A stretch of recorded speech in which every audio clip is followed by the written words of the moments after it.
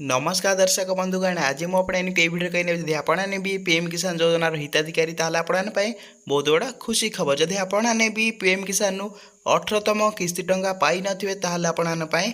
आउ एक खुशी खबर तो आपणकर डबल खुशी आपण को खूब शीघ्र पीएम किसान 19तम किस्ती टंका देखापी मिल जाए मुझे कही नौ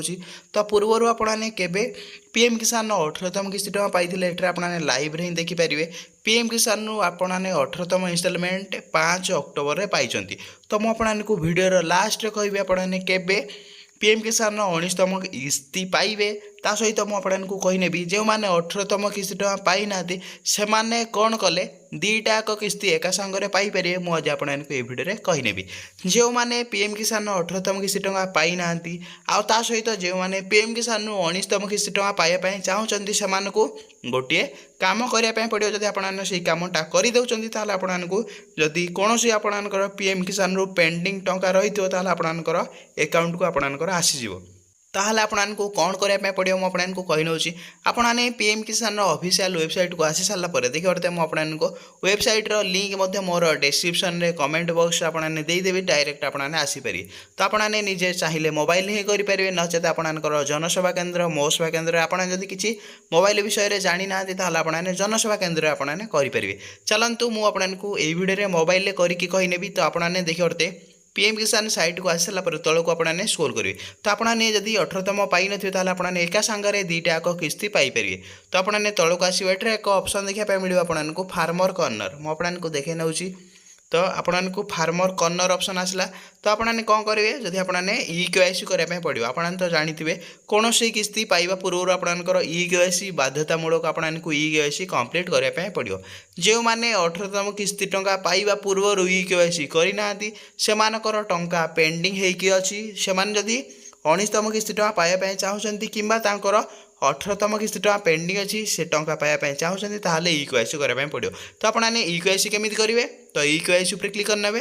मुझे EKYC उपर क्लिक कर सारापर आपने देखिए आपणकर जो मैंने भी पीएम किसान हिताधिकारी से आपने कौन करे एठरे आधार नंबर को एंटर करने तो आपने तो समस्ते जानी आपने निर्भुल भाव में आपणकर 12 अंकर आधार नंबर एंटर करनब तो आपने बहुत लोग कन्फ्यूज थे कहार एंटर करेंगे जो मानक ना पीएम किसान से हिताधिकारी 12 अंकर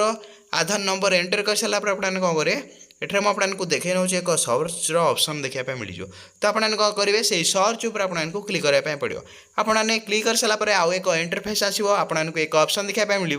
EKYC इज ऑलरेडी डन जदि आपंकर एमती शो करुच्ची आपको पीएम किसान रु 18तम किस्ती सांगरे 19तम किस्ती टंका मिल जाए जदि आपंकर EKYC नॉट फाउंड लिखाऊँगी आपको कौन करने पड़ो तो आपने जनसेवा केन्द्र कि मो सेवा केन्द्र को जाकि आपने आउ थे पीएम किसान नुआ अप्लाई करने पड़ो तो आपंकर किसी भी तथ्य भूल थी आपण EKYC नौ ना चलतु जदि जो मानकर कंप्लीट हो गला तो आपंकर खुशी हूँ आपको खूब शीघ्र पीएम किसान 19तम किस्ती टंका मिल सहित मुझे कही नौ तो आपने तो जानते प्रति 4 मासरे आपको थे पीएम किसान टंका देखापी मिलता है से जेहेतु आपंकर एथर आपंकर अक्टोबर मसरे पीएम किसान टंका मिलता मुझे कही नौ नवेम्बर डिसेम्बर जानुरी आपंकर फेब्रुआरी मसरे ग्यारंटी दे दूसरी आपंकर फेब्रुआरी तो मुझे लेखिकी लाइव रे देखे नौ पीएम किसान एठे आपंकर विश्वास 19 इनस्टॉलमेंट डेट मुझे लेखि नौ आप लाइव रे देखे नौ